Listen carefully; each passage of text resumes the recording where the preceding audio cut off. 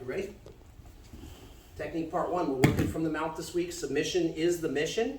Let's give them a head-on view since we're gonna start with Americana. Now, Americana. Some of you guys are like, Americana again. Yes, but we're gonna do something a little bit different this time. Traditionally, Americana is gonna be performed from a mid or a low mount. I could work it from a high mount to isolate the arms, but then you notice when I do this, I can't drop his elbow down, which means he has natural flexibility. So we'll be working from our standard mount, or I can also work Americanas if my legs are tied in behind him in a low mount, yeah? Okay, so traditionally he's got his hands in protecting his collar because if his arms are out to the side, his collar's wide open, and I'm gonna start running some variation of strangle or X-choke. So we're gonna assume that they're not brand new and they're protecting their neck like they should, so his arms are in. Now remember, whether they're crossed or whether they're parallel.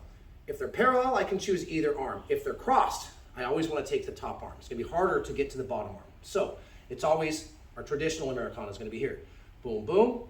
I'm gonna use a little bit of lean and pressure, hit my frame, hit my locks, drop the elbow, and then run that paintbrush and eliminate the slack in his rotator cuff. But today we're gonna do something a little bit different. So if I wanna attack this arm, the Americana, the mechanics with my arms are still gonna be the same, but we're gonna do something a little bit different.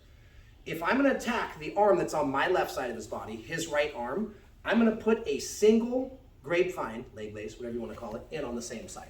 Now, before I show this, my hips are sitting directly over his hips for a traditional Americana. And again, it would look like this. Isolate, lock, freeze. See how my, go a little bit sideways. See how my feet can stay tied in under his butt? So here's my kind of standard, all right? What we're gonna do today is I'm gonna lock up the Americana. Boom, boom, boom. Now, it's this side of his body that I'm attacking. So I'm now gonna straighten, I'm gonna hook, and I'm gonna straighten this leg out. When I do, see how my hips are right over his hips? I'm gonna throw my hips to the other side. So I'm gonna isolate the arm and the single grapevine on one side, and I'm gonna throw my hips off to the other side. So this leg is still bent in my standard mount. This leg has a single, so I need to hook my foot and straighten my leg. Now this still leaves me a bunch of space to drop down his elbow for Americana. So rather than just here, I'm gonna lock it up, hit my grapevine, straighten my leg, and lean. All of my pressure is on my right side. This still gives me a chance to drop the elbow down and then start to elevate. Guys, this is the same one that I had my arm broken with at Pan Americans. It works, trust me.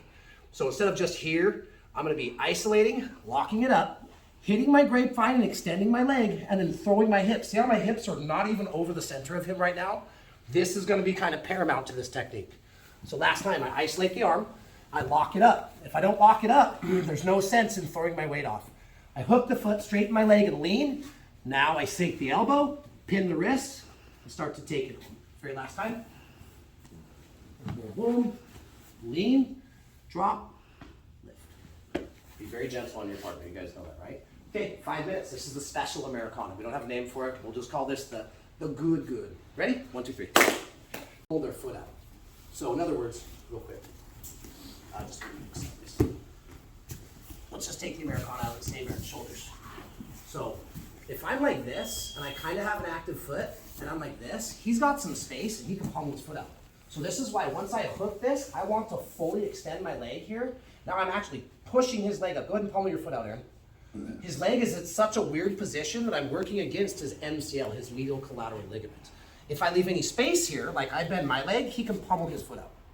So this is why, attacking this arm or otherwise, once I hook this in, I keep an active foot, I straighten my leg 100% of the way out, and I throw my weight over here. And now my hamstring is pushing down on this while I'm kicking his leg out, and this starts to attack the MCL. It locks it in.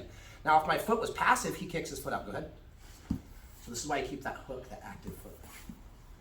Here, and now, I mean, look, how uncomfortable is this? I could still kick my leg up more if I want to be a jerk and I want to hurt his knee. So the straighter my leg and the more active my foot, I'm hooking right here. Okay, so let's get on to part 2. Feel straight. Reaping is illegal, but that's legal. Reaping is illegal, but that isn't considered a leg attack. Like, if they thrash around, they can hurt their own knee. That's on them. I did not reap them. Okay. Check our chart. Ooh. Okay. Technique part 2, the arm bar. Now, traditionally, with you guys, even the white belts, the first couple times we've seen this, I have a very particular, I have my favorite way to run this. So, kind of our normal way would be, especially if they reach up to bridge me or push me off, I mean, they're giving me the arm. Sometimes I have to hunt the arm down. So usually the first time, like Adrian's in the blue belts, the first couple times, maybe the first 5 or 6 times you've seen this, I get an onside grip, preferably a hook grip where I can pull really well. I'm gonna bring him up, I'm gonna cup the elbow, and remember, I'm trying to turn him profile. I want this shoulder to come off the mat. So I would be making him high five the ceiling, pulling, see how there's a gap with his elbow? Now I'm gonna be pinching and doing what?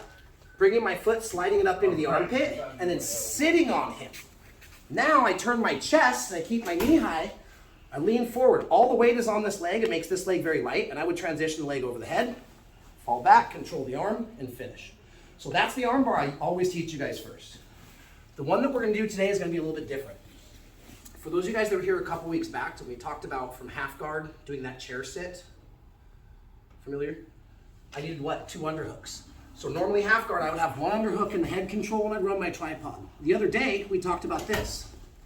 Getting 2 underhooks, walking my hands up and locking them to make him signal touchdown, right? Then I got above the knee line. Then I could start to, however it is I wanted to fix my hands, we started to pull him and roll him to the back. This is a totally different technique, but there is one thing that's similar. I want to get 2 underhooks. So here we are in our traditional medium or low mount if I want to bring my hips down low, lock him in, okay? I'm going to get 1 underhook under the elbow, 2 underhooks under the elbow. Now whether I can just force my hands together or I have to hand walk them. I'm going to make a gable. Some people will make like a plum grip on the head. And I don't want to hurt Aaron's arms, but if you look at some of like the highest level no-gi players in the world, Gordon Ryan in that camp, they will walk enough to where they can actually grab their own elbows. So remember, this is a gable grip. If I go to my wrists, this is called a butterfly grip. So I can go gable, butterfly. Some people will palm the skull, totally fine. Now I'm going to transition to my very high mount, knees in the armpits. And by the way, guys, we call this a tombstone. It's like a tombstone over his head. He's as good as dead right here. I keep him from shoulder walking out. So I'm going to connect my hands, tombstone. And I've always called this the inchworm. I don't loosen my legs up and climb up. I'm like an inchworm going like this, knees up. Now I stay nice and tight. I want his elbows together. Now I can sit into my S ride. So while I'm covering most of his face, I sit into the S ride and I am pinching nice and tight. I'm keeping control of his arms the whole time. Now it's the same principle. I'm gonna sit on his hips, transfer my weight, put the legs over, collapse on the arm. So it's very similar to one we've already ran, except for now I don't have to hunt down the arm like this and extend his arm. This time, I'm gonna hit double underhooks, hand walk, come to a gable, a butterfly, or flat the tombstone. If I'm in a low mount, I'm gonna inchworm. Now, I can keep everything tight. My hands are still driving across. I sit not just to an S, I squeeze with my legs. I'm squeezing him right now with my legs. Now, I slide up to the arm I want to attack, hug it tight, transfer my weight, throw the leg over the head, finish on the arm. One more time. Sorry, Aaron, I'm trying to go light. No, you're fine. Okay, so again, here I am in the mount. Underhook, underhook, get to the tombstone. High mount. Now slide into my S ride, and I got to keep it tight. I am squeezing him with my legs. I can take my time here. Pummel the arms. Sit on his chest. Back to the arm. Any questions, I will be around. It's a little different take, even for my blue belts, okay? 5 minutes on the clock. Ready? 1, 2, 3. Okay, ready? Technique part 3, last one for today. Like I say, we're going to take those X chokes and stuff out. We can always deal with those later. Katagatame, arm triangle. Very similar to what we just worked on. I'm going to need at least 1 underhook for this. You can go 2, but there's a few different ways to do this. There's your preface, right? You always have people on YouTube. Once I get a comment, go, that guy, no, I was taught mine. Well, guess what? Sometimes there's more than one way to skin a cat. So here's where we go. I might be in the skydive. I could be up here looking to attack collars. The principle is going to remain the same. No matter how I'm fixed with chest to the face, I need to get at least 1 underhook. Now, I could be working from here and here, working for that. Good. Bring your arms up because I don't want to hurt your wrist. I could be here working for my S-mount arm bar. It's not working. I can always come back. Now, I can always choose, if I have 2 underhooks, to bring my arm out and pummel my hand under the head. But for today, he's in protecting his collar, okay? I'm playing with the hands. I'm looking for the collar. It's going to be a pretty simple feed, guys. I'm going to drop my hand in. I like to kind of cup and control that head because later there's things like triangles that I can start to run to from here. But for today, I'm going to try to control the head and the wrist. Maybe my arm bar wasn't working, okay? I'm still going to hit 1 underhook. And it's gonna be the same principle with connecting my hands here. I wanna stay low. I wanna start to drive that up and in. And again, on this one, in a perfect world, I'm gonna make the part of his gi that says BTT, his shoulder, his tricep, whatever you wanna call it. And now whether I just force it up or whether he's giving me some resistance and I have to hand walk him, I wanna try to get his ear to make contact with his arm in some way, shape, or form. Boom. Now, I can gable, but if you notice, if I'm making a loop, a gable, see how big that space is? If I go to a butterfly grip, it gets a little tighter. If I can get elbow to elbow, it takes that space that tightens it up. So if you've got really long arms, the gable grip might allow for the bottom player to be able to pummel those arms out and reset. So the longer your arms, guys, the deeper our grip is what I'd suggest from here. So I'm in, I'm working, I'm gonna come down, get my elbow and collect the head. I'm gonna run here, here, here.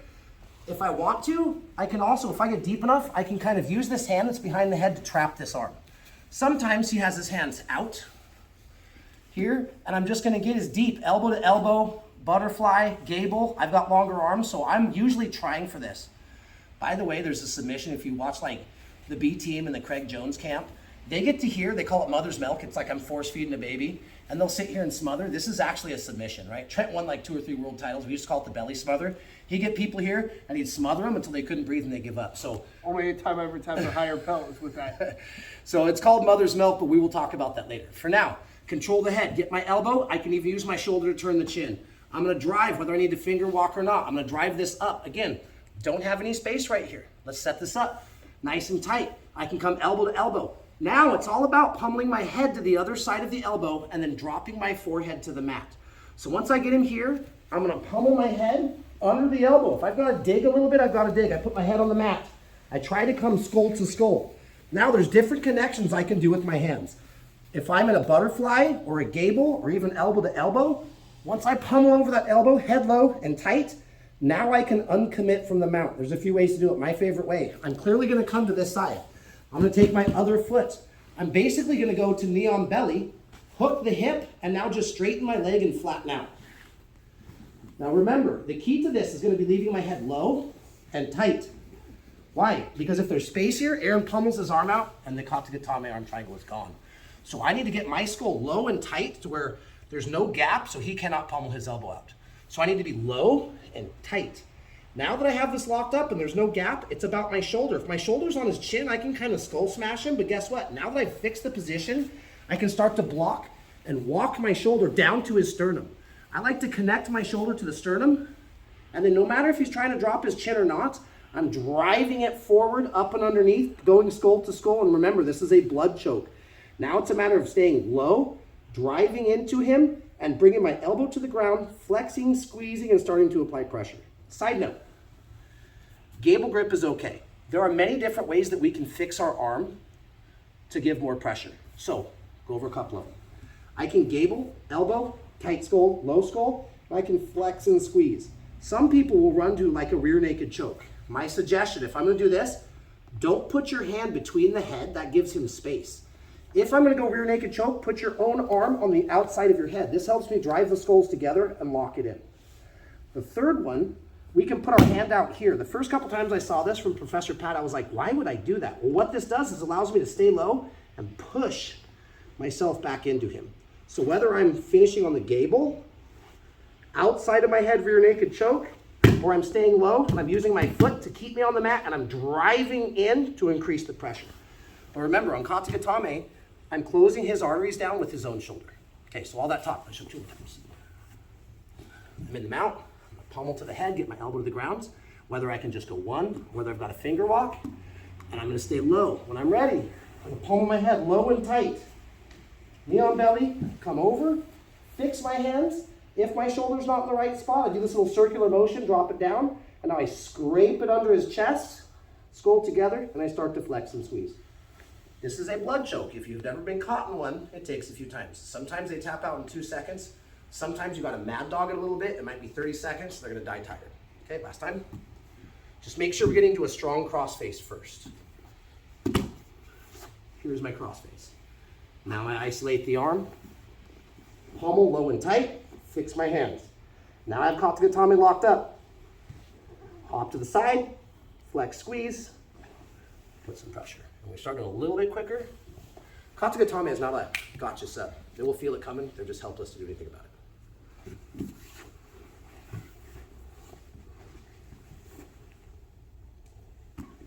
Okay, have fun, working on each other, 5 minutes, and we'll remember to start the clock this time. Ready? 1, 2, 3.